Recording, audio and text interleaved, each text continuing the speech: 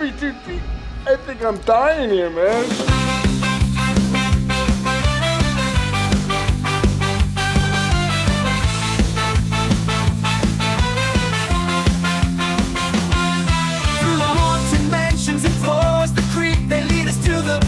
From which we dare not peek. Journey through fear in the realm of the night. In every word they speak, our hearts ignite with fright. Welcome to the horror show, the Deep Cut Podcast, where nightmares come alive, ready to take their blow. Tune into the chilling delight on the airwaves of the night. Let the darkness grow.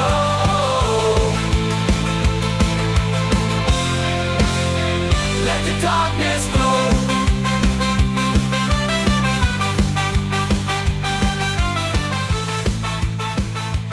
Aw, yeah. It's that time again for another bi-weekly podcast with your hosts, Rotten Roger DeMarco and Neil Dennings, and let's demonetize this bitch. Shoot, I said shoot. Shoot, strike. Should be a strike. Should be a 3-strike rule. Some sort of strike thing. Yeah. Starting now. Oh boy, that's right. We're moving on, and this one is one of Evil's picks. So I'm obviously going to let you give the brief plot synopsis and what we're covering. But this movie gets more fun every time I watch it. It does. This is one of those turnaround ones, because I remember the initial watch you were not a huge fan, and then you gave it that second try, and you're like, you know what, I was just having a rough day. This is actually pretty good. I was wrong. And then rewatching it again this week for this is like, yeah, it's slowly, like, it's within one of those any-timer type movies when it's things are undecided, don't know what you really want. You want a little bit of horror, you want something funny at the same time, like this, where the same boat hits where we're like Brutal Massacre, Return of the Living Dead, the WNUF Halloween special, like I'm putting Deadstream officially in there. And at the same time, I'm like, it's one of those movies that's so like, why the hell didn't we think of that? Why didn't we think to coin Deadstream for a live stream show beforehand? This is 2022, I believe, is when this was made. This generation's version of what Blair Witch filmmaking is like now. Mm-hmm. Not necessarily like the viral campaigns or whatnot, but just the manner of found footage. Where is it? Where would it be? How would it be done today? And this is how it would be done live today. Stream tech. A dude live streaming his own show in the middle of nowhere, Canada, in a haunted house, which I'm like, great service. Still, but using your phone as a hotspot. I know that when I was looking into creating the new setup for the podcast, I was looking into some different things, and I was explaining to you, like, we could use our phones as cameras, and we have like a set hub that we could cycle through. We could literally have up to 16 to 24, as many cameras, as many phones as we wanted to connect to that thing. And you could, I watched a video of a guy live stream, like, just out in the middle. Well, he didn't go in the middle of nowhere, but like he went away from his home, and went out to like the middle of a park and like ate pizza or something just to see that he could do it, like with multiple camera angles. So the technology is there, unlike way back in the day when we talked about Halloween Resurrection, because 2002, not so much. Now, it's an easier pill to swallow for sure. Yeah, 20 years later, I am not really questioning his capabilities and his setup process. Everything about it feels very, like, it feels real. In the sense of grounded in reality, for sure. In the sense of this character Sean Ruddy is every like multi-million-dollar YouTube maker right now. Like, oh yeah, it is not a stretch in any shape or form when you see how he acts in this role. He does every single like. Synchronicity is that the word I'm looking for? Idiosyncrasy. Idiosyncrasy. There we go. that every top YouTuber does. They have a fridge full of a sponsored like energy drink in the background that he drinks. He mocks doing an apology video for officially going too far, ahead of the TikToking trend of dangerous stunts, like trying to get yourself arrested by the police or being your own baby Moses. So yeah, this is where he goes for broke, and on his livid streaming service, he was going to live stream him staying overnight in a haunted house with like 2 iPads and an endless supply of cameras that he can just rename what cameras they are. He can just stick them up in various locations in this house, attach them to impromptu made spears, and even spectral figures themselves. Yes. And it is super rad. Like, I love the idea of having all of these different cameras, and you know, especially once he does the spear cam towards the end of the movie, which is, and then the beefy cam or whatever. But like, it's so well done, and like done in this way that is so hilarious, but also, like I said, grounded in some form of reality. And the one thing about this Sean Ruddy character that just every time it happened, like I would roll my eyes, but I was also laughing, is how he would purposely overact. Oh my God, and then like straight to the comments, you know? Then I'm like, wow, that is so 100% Ghost Hunter. You roll your eyes because you're like, you've seen that legitimately done by every top YouTube personality type. And then dear God, and then you laugh because you realize he is straight up on point parodying every one of them perfectly. Which that goes back to my first viewing, and like you said, like I don't know whether I was just not in a good headspace. Perhaps there was something going on with the chicanery afoot of other YouTubers kind of biting our style or whatever was happening at the time. That's what I'm thinking it was. There was probably just something not sitting right in my stomach. And the first time I watched this movie, watching this livid streamer, this YouTuber, you know, doing his thing, he was so obnoxious. And it was all of his nuance, everything was lost on me because I was like, fuck people like this, man. Fuck this. Fuck all of this. And he convinced you in that moment it was real. He was playing a heel character, and you bought into the storyline. Yeah, I hated him, and I was like, why am I watching this guy? I don't like this guy. And so that first viewing was really like not pleasant. And then the second viewing, after you were like, dude, it's really funny. Like, just give it another go. And I think I was visiting your house, and you guys had it on in the background, and it was, you know, and I was just like, I didn't really care for it, you know. And then like I came home, so it would have been like a Sunday because I know I spent the weekend with you. So I came home, and then like Sunday evening, I'm like, he said give this another shot. I don't have anything going on. Everyone's like kind of fucked off and left me alone, so I'll throw it back on. And I threw it on, and all of the jokes, all of the subtlety like finally clicked, and I went, oh, this is a perfect storm of a movie, and I'm going to get it out of the way right now. This is going to be a cult classic. Yeah. This is going to cement its way into the horror genre for sure. Yeah, I have zero doubt about that. When I saw the trailer, I was like, this is genius. I was like, it's one of those genius things where I'm like, why didn't we think of it? Mm-hmm. Son of a bitch. Which immediately, you know, when you have that about any movie, why didn't we think of that? This is genius. It instantly like cements it as like, this is going to be something. When it's something that's so obvious but not obvious. Like Scare Package, how Scare Package like basically was 3B Video the movie.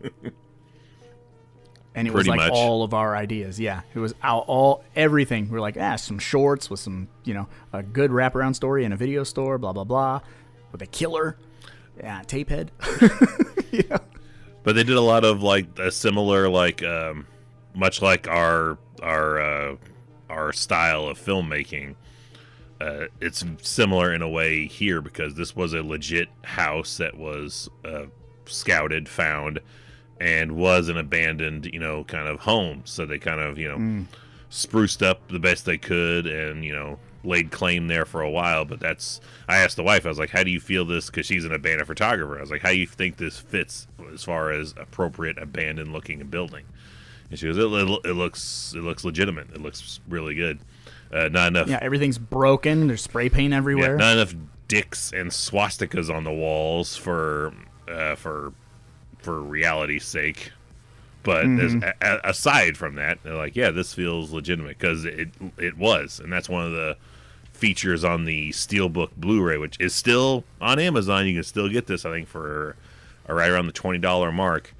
They have a mini bonus feature where they are like, we felt definitely some like haunted style activities in this location while we were filming, and they have like that was the mold and the asbestos. They actually have filming of, I think it was in the bathroom where I can't remember if it was a part of the tub or something. Actually, they had caught it on camera, like something just and moving on its own.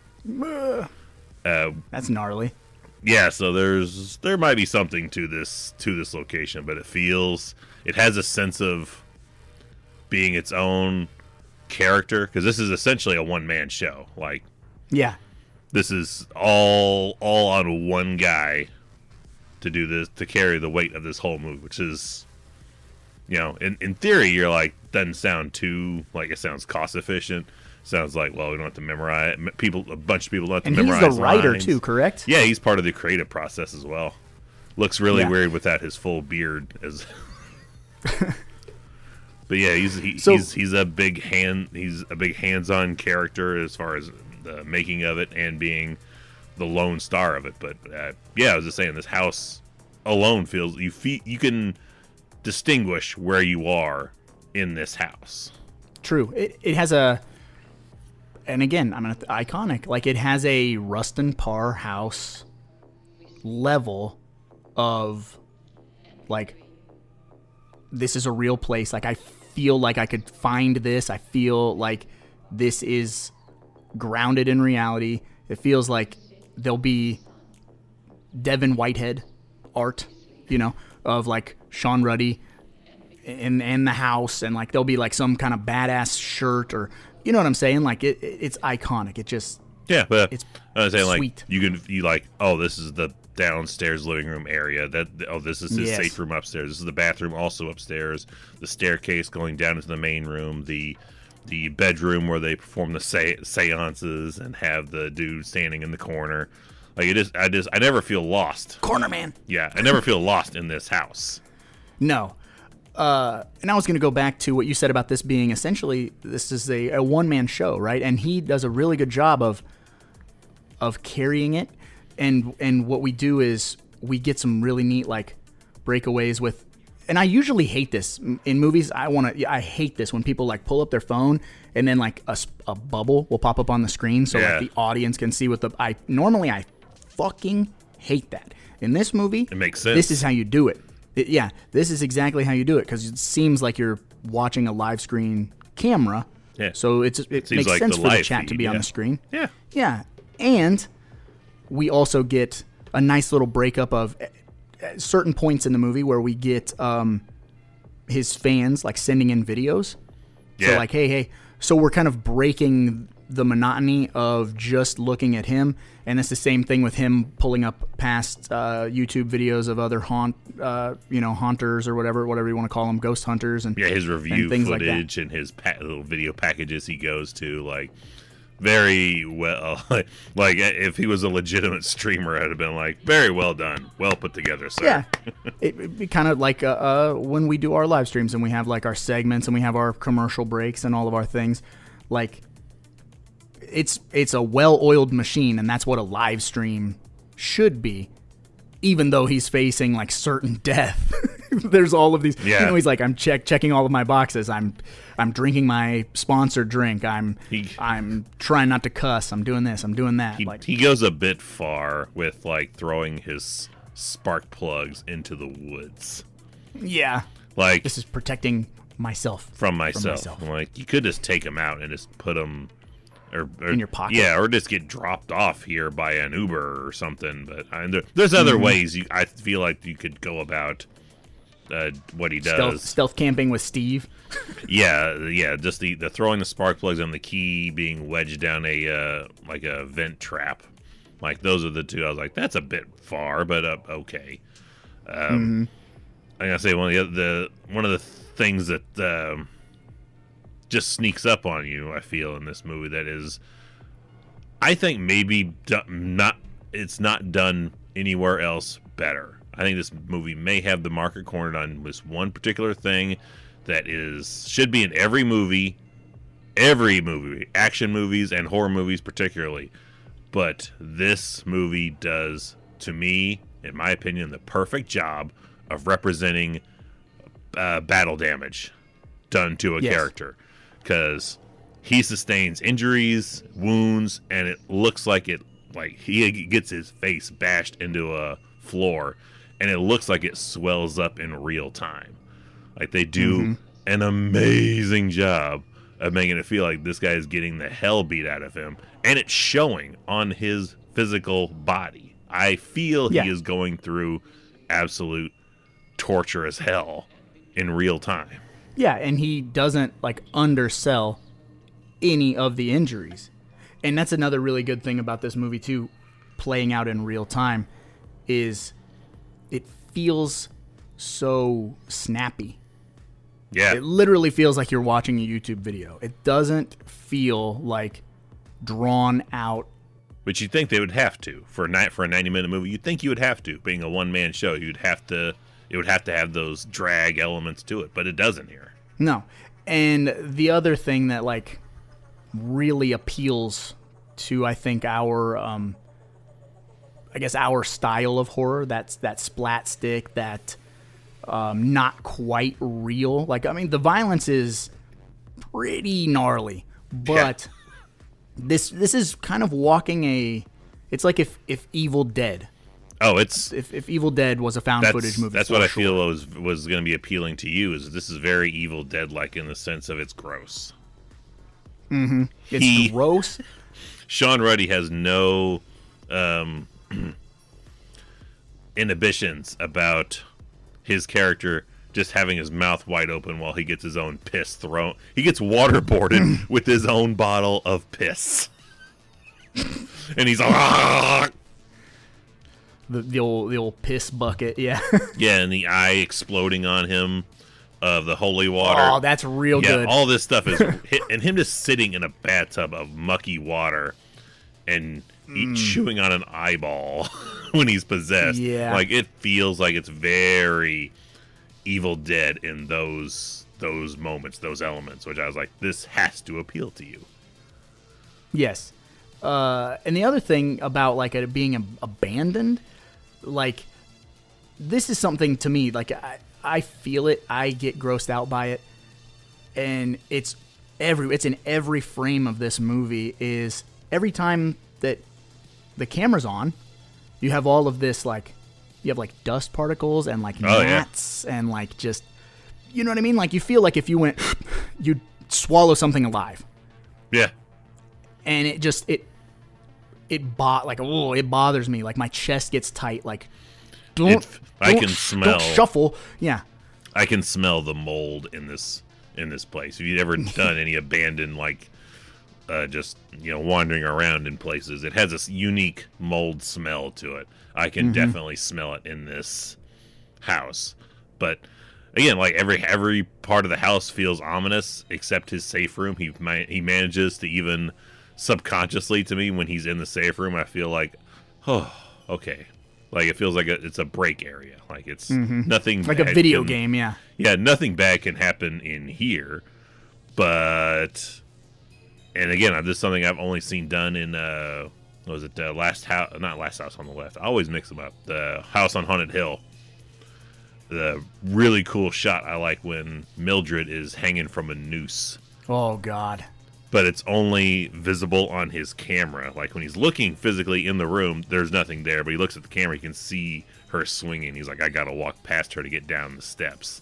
And like, I don't know what it is, but something about that is always has a creep factor to me, of something that shows up on camera that is not being seen in real time. Ghosts. Ghosts.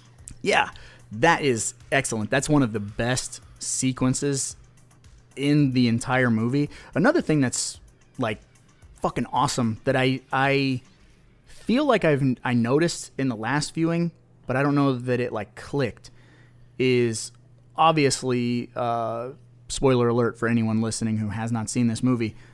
The girl who shows up to is the ghost. The big fan.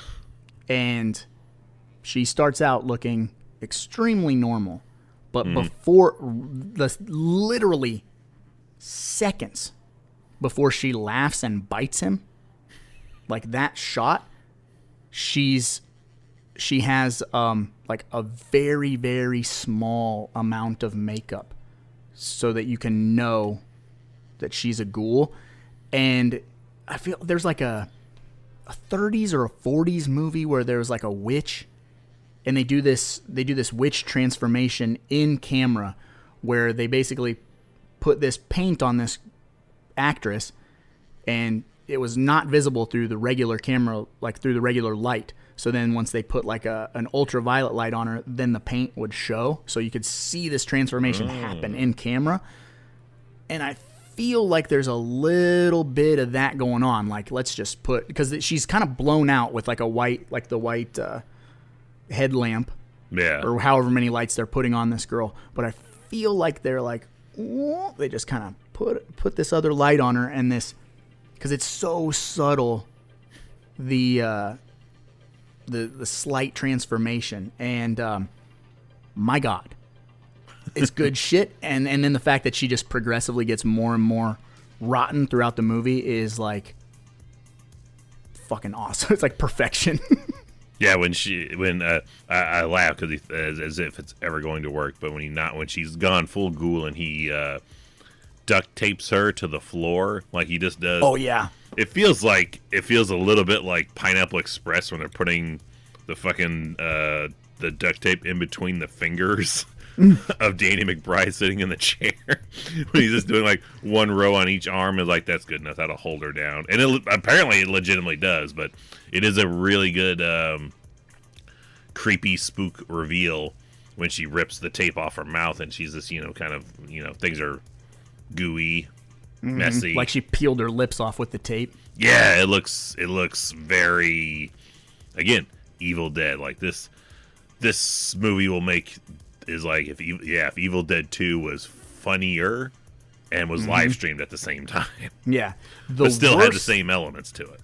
The worst looking effect in this movie, and I know you are going to say the same thing, at least I think you will, is the Quado thing, like the little boy sitting on the bed. Oh, it's like the thing sitting on the bed, and then like turns around and it's got like a monster growing out of its stomach. That worm-looking thing in the woods that he's dead. Like, I didn't. Yeah. Like when he's going for the spark plugs, it like it. Both those that felt don't very digging up the marrow to me. A little bit, but both of those are shot so quick it doesn't have enough time for me to be like, yeah, that's a little cheap. It can afford to be for the amount of time it's on screen. It's just those two quick bits, and it's over with. I like the weird slow suspense of the cop corpse. Oh, that's so good. Coming to him while he's trying to get the kid to get the video to play. Like, how do I get rid of him? Speed up faster, he's coming. Which that is everybody ever who's watched a tutorial on YouTube. That's something I find myself doing, like, yes, 0.25 speed, or like just jump ahead, like stop. Yeah, get me past the first minute and a half of telling me who you are, what we're doing, and why it's super easy and a child could do it. And don't forget to like, subscribe, and sponsor. Click this and that. It's like, just get to the shit. Yeah, just tell me what I need to know now. So that was pretty spot on. That made me chuckle. Another thing I want to... Again, subtle like ways that are just very realistic about how they film film this to where it feels like you're not watching a major motion picture put together. It feels like a spontaneous live streamer. Yeah. It's spot on with, it walks that line right there, like you said, with WNUF, even some of the earlier VHS movies. Little bit, I could totally see this being like a VHS segment that was made to be a feature film length. And another cool thing that happens in this movie that is tough to pull off, because sometimes you run the risk of what I just deem Freddy versus Jasoning it. You run the risk of just over-explaining to your audience, the same thing over and over again. And this movie, especially when you brought up the cop, this movie does a really good job of, like, we're already, like, forming that conclusion. Like, we're, like, in the middle of forming that conclusion that he's not really a cop. Yeah, they show a shot of him as the corner man, as a real guy, and you can see it in the mustache. You're like, that's him. But but they give it time to marinate. Yeah, let it breathe, and then he gets attacked. He fights back. He locks himself into his vehicle, and that's when you see the chat. Like, that's no cop, and it's like the picture, and then it's like, yeah, that's how you do it without him going, oh, so wait, he's the guy that, like, he doesn't sit there and, like, say what we all are, learning. It's like, and that's good. Yeah, and I like how he figures out how to solve the issue of the movie in the same. If it was me, it'd be using wrestling terminology, but he uses his livelihood terminology to, like, so what if she wants an audience like I want an audience? What will take her down? Copy strikes. Mm-hmm. So he tries to, in his own way, demonetize the ghost. Demonetize. Yeah, the demonetize. Yeah, that's how you say it.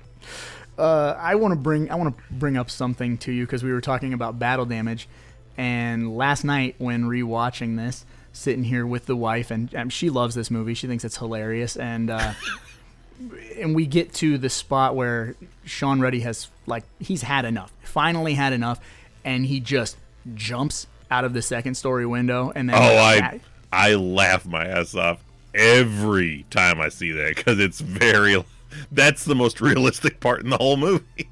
Okay, that's because he jumps, he shatters his leg.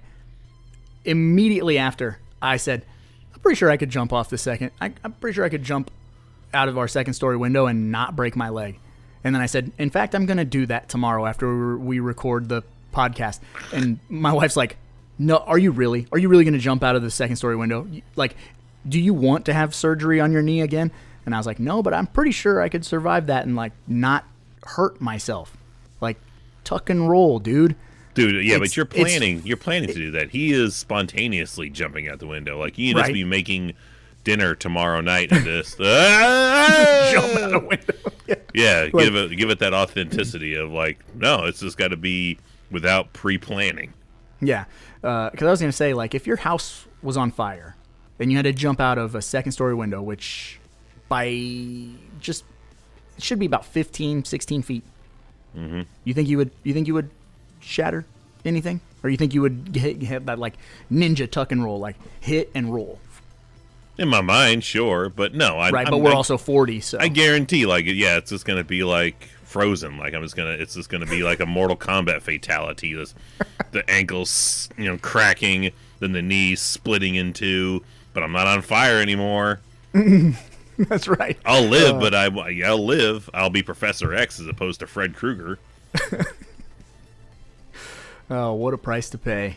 But no, I guarantee, something would break him jumping out of a window like that. But I love that he does it and has the very I'm not gonna look. I'm gonna look. Oh, I shouldn't have looked. Yeah. Oh yeah. Exactly. But that's 100%. You are Sean Ruddy in that moment, because every door's locked. He can't get out any window. And then, he's like, I'll use this rope and I'll, like, rappel down or whatever. And then the ghost thing scares him, so he runs away. And then after hiding and doing all this other stuff, he's just had enough. Like, no way, I'm not going upstairs. And then he hears that noise, like, fuck yeah, I'm going upstairs. Like, I'm out. And then you just throw caution to the wind and just bail.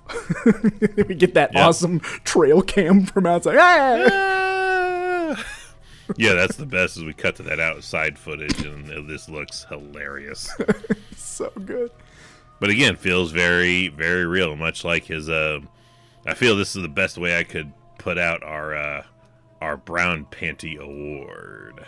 Oh, baby, it's time to slip into something a little more comfortable. It's time for the Brown Panty Award. Much like how Sean says it in the movie, I will give it out for the blacks and minorities, and apparently the off-screen homeless man that he paid to fight him and put him in the hospital, which is why he has to do an apology video. Again, we don't see the homeless man or the fight. It's just told to us, which I like that. Mm-hmm. We put that together. That's some bum fights reference, deep cut right there. Yeah. So I'm giving the brown panty to all the blacks, minorities, and bums. And homeless people. Yeah. Just like how he says it, like, I'm going to dedicate the rest of this live stream to the blacks and minorities. This is for you guys. Womp, womp, womp. That's... Again, shit that it's like you would want to roll your eyes at, like, Jesus Christ. I mean, it was funny, but for the wrong reasons. Yeah. Yeah, smuggling himself across the border. Yeah, it seemed funny at the time. Well, it really was funny, but I can see how it can be offensive.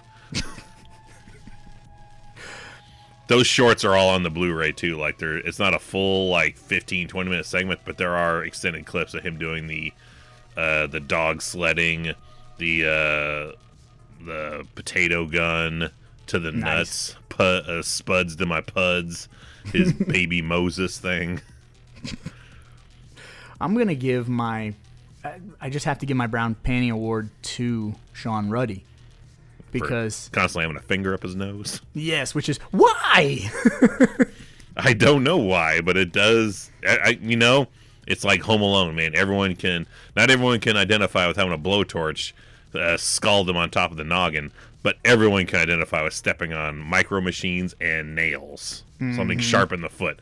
So we've all had, something just hit us right in the nose, or, we're human. We've all done the pick. We've all done probably a pick that's been too much of a pick.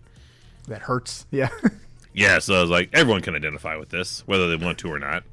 That big old long fingernail when he pulls that out of his nose, which... the fingernail, yeah. Ugh. Yeah, and I want to say the first time I watched this movie, I thought that was CG.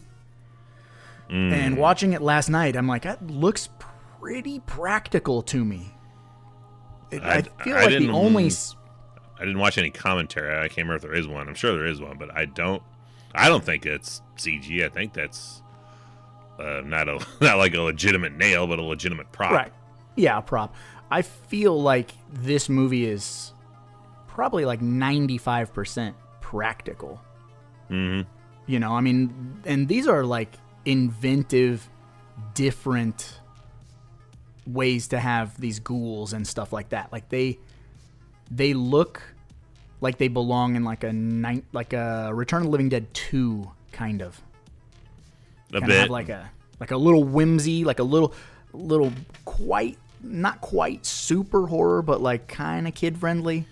It seems like if Tim Burton wanted to go a rated R, with like a Beetlejuice or Nightmare Before Christmas type ghouls. Yeah, especially when like Gina Davis is all like emaciated, the wedding thing.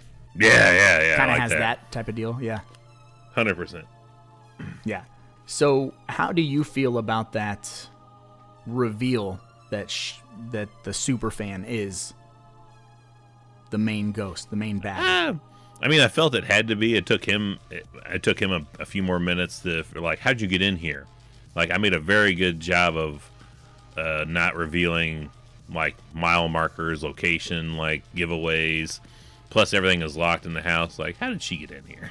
Mm-hmm. And again, how'd she get up to the second floor? Because there's no lights in this place. There's no way to see shit in the dark at night, or even during the day, really. So I was like, there's something going on with this one. But I like that it's a few minutes of breakup of, it's not just him. It's one of those little tricks they use to make this one-man show extend to the runtime of the film without feeling fatigued or, look at my phone time. Yeah. And she does a really good job of kind of discreetly guiding him. Yeah, when she keeps disappearing, like that's further like, yeah, she she just disappears. Like I thought it'd be just trying to make your found footage movie fun. But yeah, she guides him to the treasure chest thing. Yeah, the hidden basement area. He breaks the safety talisman or whatever you want to call it. Talisman. Yeah, so he has to try to make a new one. All the shit's been released. He recites, some like it feels very Gate-like at that moment. Like, oh, he's accidentally reciting incantation spells. Mm-hmm. So now Mildred has him. Just has him. Yep. And I again, spoiler alert, because we're going to spoil this entire movie, obviously, but it don't matter. The way that this movie ends, to me, is perfect. Yeah, it's better than the way Blair Witch ends. To me. Yeah, I love he has his own soundtrack. Like the only soundtrack provided is he actually has a tape player that plays 80s synth, and he has the Sean Victory lap music that he plays when he thanks all his fans and himself and God above. Yeah, it's genius because without music, it's kind of tricky to, nail that atmosphere. And sometimes you need a good music cue. And so, again, without feeling like... It's 2022's version of it's trying to be that end of Friday the 13th. Yeah, exactly. But we didn't get music, but he has music, so he plays his own music, and it does it. It gives you that sense of he did it, he made it, he's going to make it. At this point, you want him to make it, even if you hated him for 90 minutes. You're like, I hope he makes it by the end of this movie. Okay, he's gonna make. Oh, yeah. Well, because he kind of. It's awesome because as a gray area character, right? Like he's not a good person.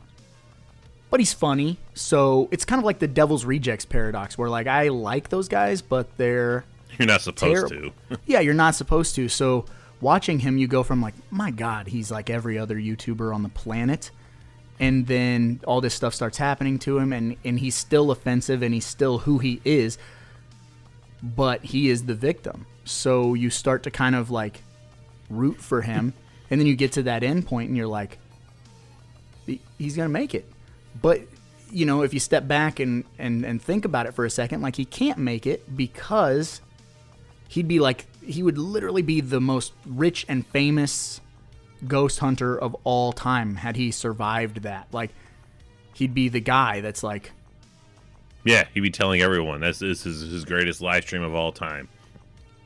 And I again, it's something very YouTuber centric is when he's suspended from doing any videos. He's like, I was eating ramen noodles for weeks, living like pennies on the dollar kind of guy. But give it an hour and he's got 18 different GoPros and 3 different screens he can run shit off of. It was like, Yeah, well, I mean, he had all the gear, but he was banned from streaming or whatever. But yeah, but when you got that kind of equipment, it's not selling me on, well, my gosh, how is he going to eat tomorrow? Yeah. I'm sure there's money in the bank. but I like how he's doing that very that top popular YouTuber thing of I was really going through hard times when that video came out and y'all didn't care for me, and I had to, go on my apology tour, which always just getting hit by his own bad reviews in camera. And they're like, oh, and then a savior came along. I'm sorry. The one thing that's missing from the chat every time it pops up would be something like super chats, donations, especially once he's seeing that he's got 3.8 million viewers or whatever. You would think that aside from being monetized and having a sponsor, that's a way that a big YouTuber makes a lot of money. If you watch if you watch like LA Beast, when he does his like morning live streams, he's just hanging out talking. And there might be 600 people in the chat. And it's like every 40 seconds, someone's like, here's $5, here's $10, here's $2, here's $1. Like, you know, just constant influx of money. But I guess LA Beast is like very likable. But, you know, I mean, if you got 3.8 million viewers, like there should be like a trickle of money coming in, which would make him feel like he's, you know, why he has to stay streaming, because he sees all the people. I'm torn because that would be annoying to me, hearing like the jingle go off every 8 seconds. Yeah, bing, I mean, you bing, could bing, bing, bing, bing, bing, bing, bing. You could deactivate the noise and just see like. But I feel like it would be very good at the very end when he you know, is being, you know, taken out, dies, killed, whatever, we don't know. But as soon as, you know, it starts to go downhill for him, you just hear that ding, ding, ding, ding, ding, ding, ding, ding, ding, ding, ding, ding, ding, like have him making the most money he's ever made after he already can't spend it. Yes. Yeah. That's where I would want it. Like when Tupac died or whatever. You know, like, now the album sales are good or whatever. Oh, I was like, where are you going with this? Yeah, you know how it is. A dead artist can't receive a paycheck. So a record next label of kin. Yeah. Everyone else can make money off of that artist. Bummer. Valentine's Day. Valentine's Day. Bummer. No. Ghostbusters 2 reference. I was still trying to connect Tupac to Valentine's Day. I'm like, what do I not know here? I don't know. Did he get killed on Valentine's Day? I don't know. Whatever day he died, the world became a better place. I don't know. Jeez. At least hip-hop became a better place. Sounds like you're going to be going on an apology video tour next. No. I'm not a fan of Tupac. Can't help it. Didn't know. Yeah. I liked them in Nothing But Trouble. Yeah. With Digital Underground? Yeah. Yeah. Guy I with like the Digital nose. Underground. The guy with the nose and glasses gimmick. Mm-hmm. Something maybe would have been could have been useful in a movie like this, like a donation from the Digital Underground. Perhaps if he had his own rap theme song. Sean Ruddy's rap theme song. Wouldn't surprise me if he did, to be honest. Yeah. So, is this, do you think, in your mind, in your heart, is this an October staple for you, or an anytime? I feel like it can't be anytime, but is this, you know, that season kind of movie? It doesn't feel like an October movie, but I could see this becoming a movie that's in every October movie. Like, it doesn't have like an autumn feel to it, but yeah, I mean, sure. Because the cursing is minimum.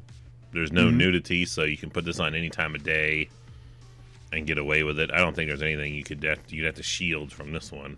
No. He even gets bitten in the dick, and it's like, it's still just funny. It's not Right. anything you'd be like, you can't see that. Like, no. It's There's no like sinew stretching, or you know what I'm saying? Like, there's nothing like getting snapped off on camera. So, yeah, it's just biting his dick through a pair of jeans. which is hilarious. So yeah, it's fine.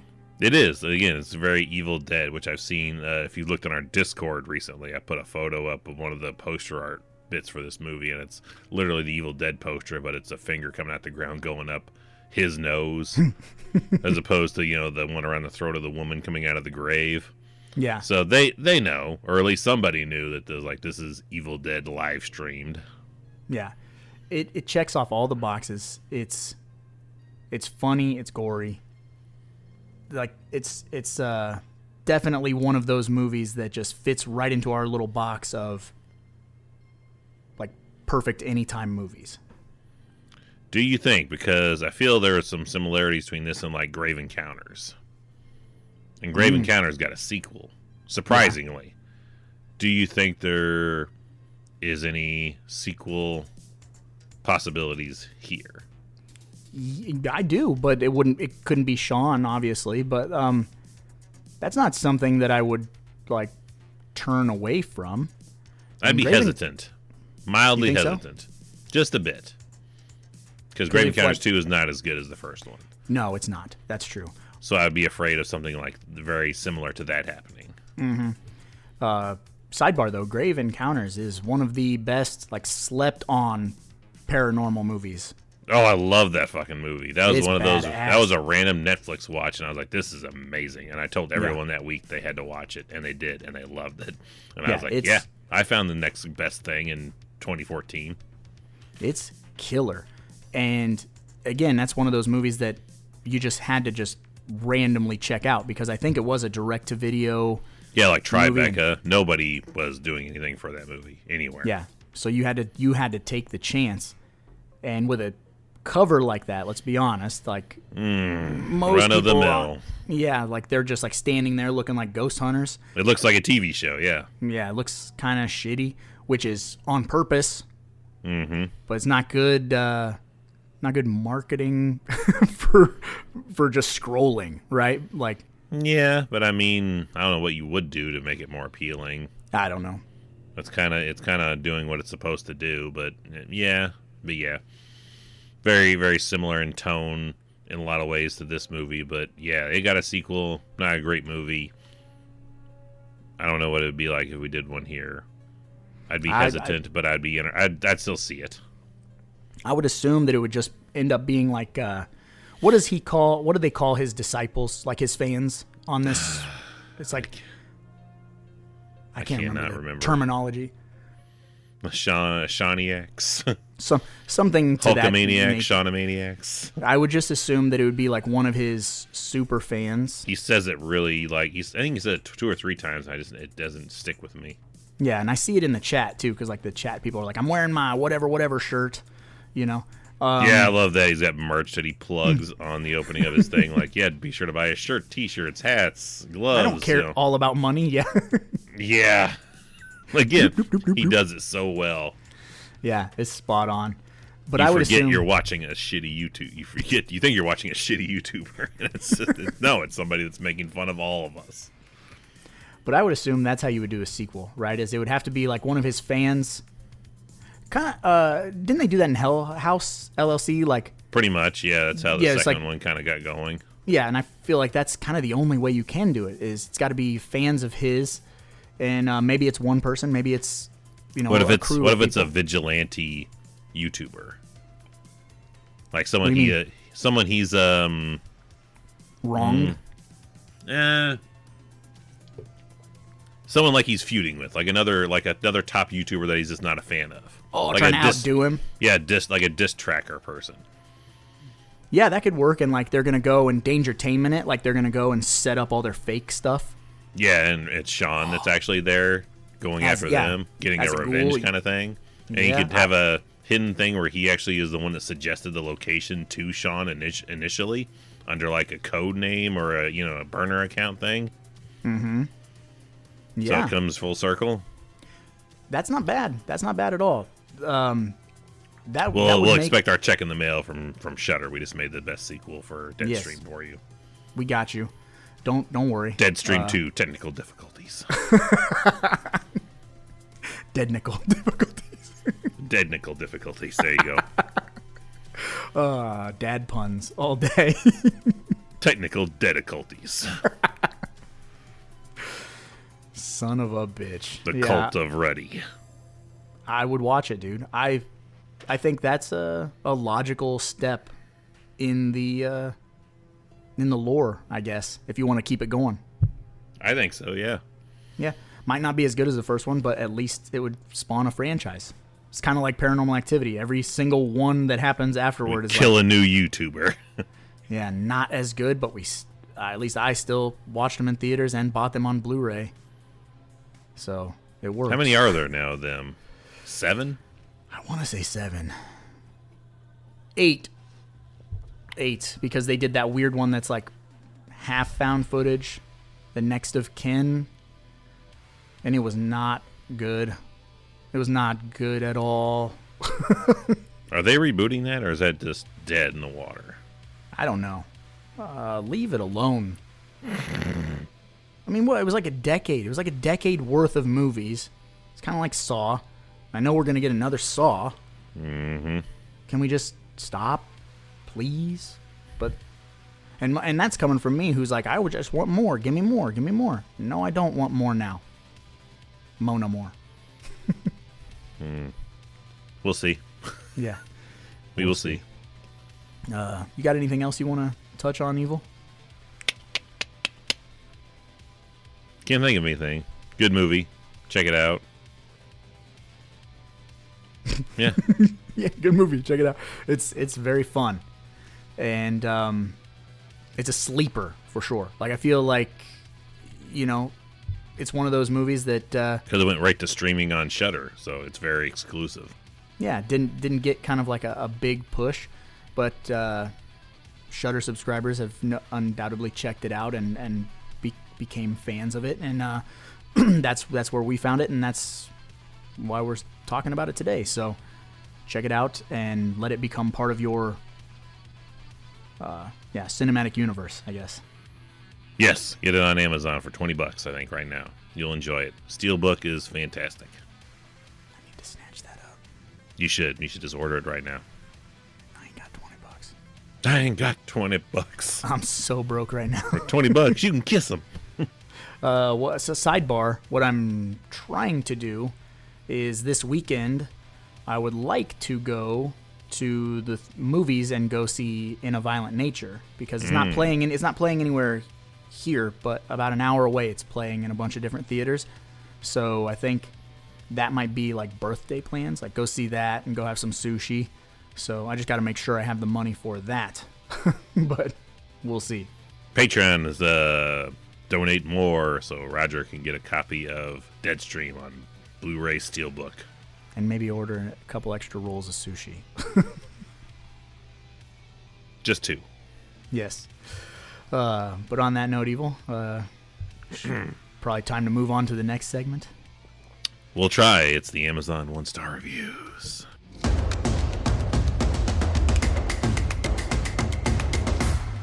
Hated it. This doesn't seem like it would have many to me. True. I like that.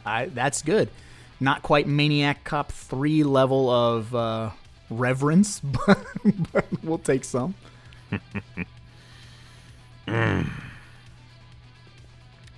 Tyler, do not change. November 6th, 2022. Okay. 1 star. Idiot, not worth. Tyler, do not change. Yep. Terrible. Terrible. With a U. Yeah. Terrible. Fine. Mick Dagger. Mick Dagger. No relation to Mick Jagger. I didn't even think about that till just now.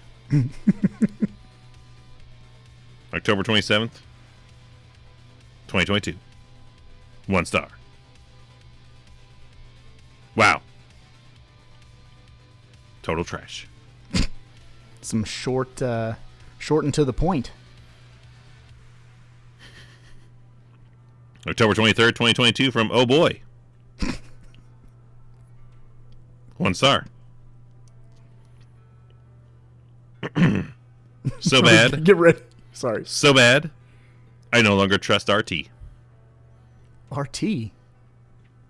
Rotten Tomatoes. Oh, okay. Well, whatever. Trust your own eyes. And ears and taste and touch. What about it, Poncho? Huh? You ever seen an oil slick before? Creepshow 2 reference, deep cut. And end it. Blockheader. December 10th, 2022. Bad acting. Cliche script. Comically. Fake. Special. Effects. Whatever. This guy's a butthole. You tell him, Raj. You are a butthole. 1 Rusty Sheriff's bad star. It's like licking a 9-volt battery. Pennies and ravioli. Blah. Well, now that we're done with the Amazon 1-star reviews, Evil, what does that mean? A very puzzling time when it comes to talking about Deadstream. It's time to play the game. It's time to play the game. The top game. It's all about the game and how you play it. Garlic is bullshit. But holy water. Holy water. Gross. Very. That's right. It looks like tapioca, which is nasty. It's time to play the game. And if you're new here, welcome. But you're probably scratching your head asking yourself, what is the game? Well, the game is a deep cut in and of itself where you got to pick a prop from the movie that we are covering. But it can't be a well-known prop.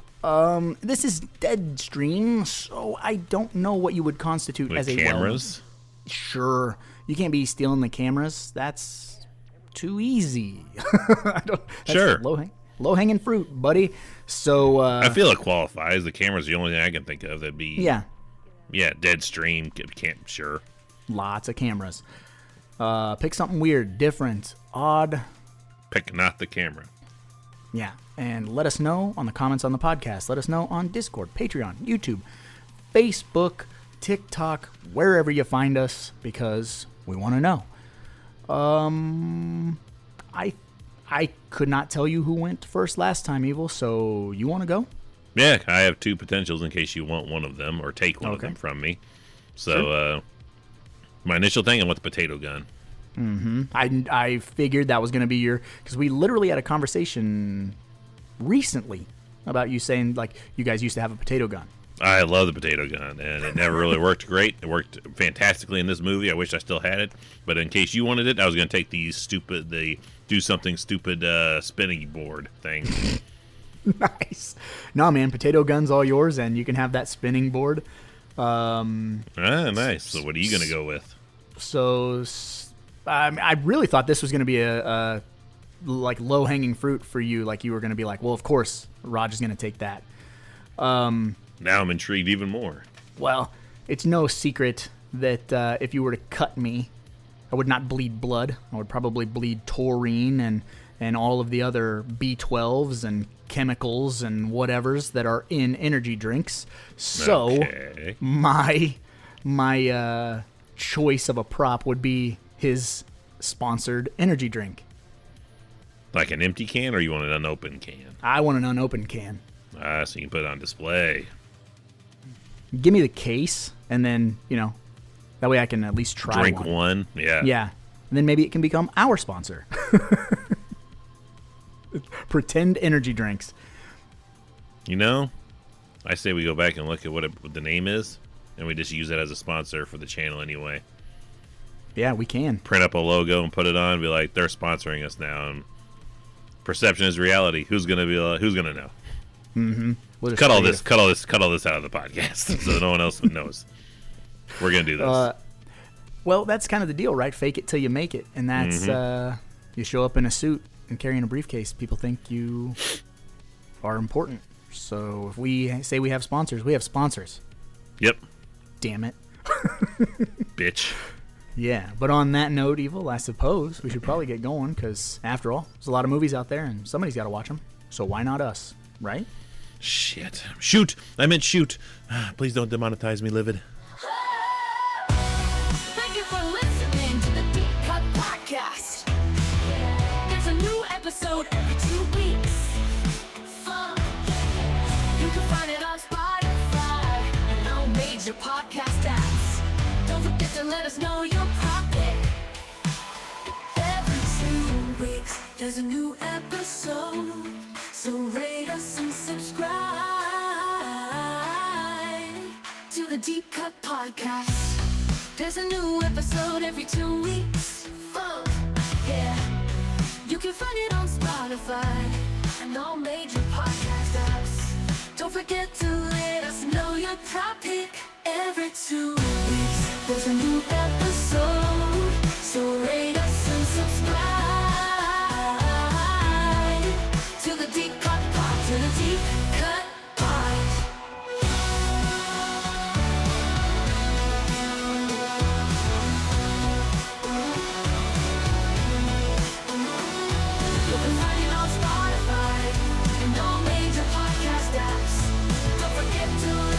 know you're prepared. Every 2 weeks, there's a new episode. So rate us and subscribe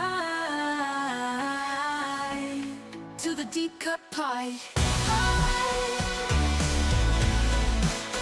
To the Deep Cut Podcast. To the Deep Cut Pod. To the Deep Cut Pod. To the Deep Cut Pod.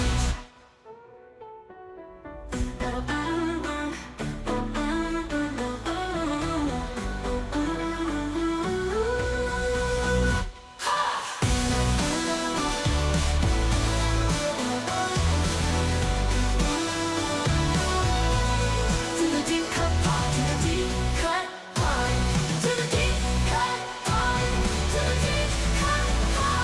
To the Deep Cut Pod. To the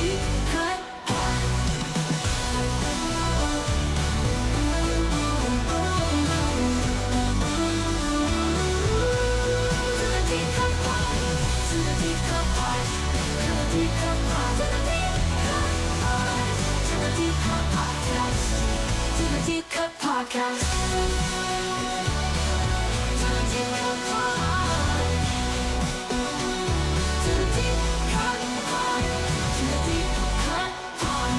To the Deep Cut Pod. To the Deep Cut Podcast. To the Deep Cut Pod. To the Deep Cut. To the Deep Cut Podcast. To the Deep Cut Podcast.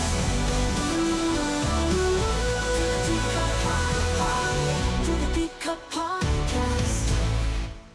Every 2 weeks, there's a new episode. So rate us and subscribe to the Deep Cut Podcast. To the Deep Cut Podcast. To the Deep Cut Podcast. To the Deep Cut Podcast. To the Deep Cut Podcast. To the Deep Cut Podcast. To the Deep Cut Podcast. To the Deep Cut Podcast.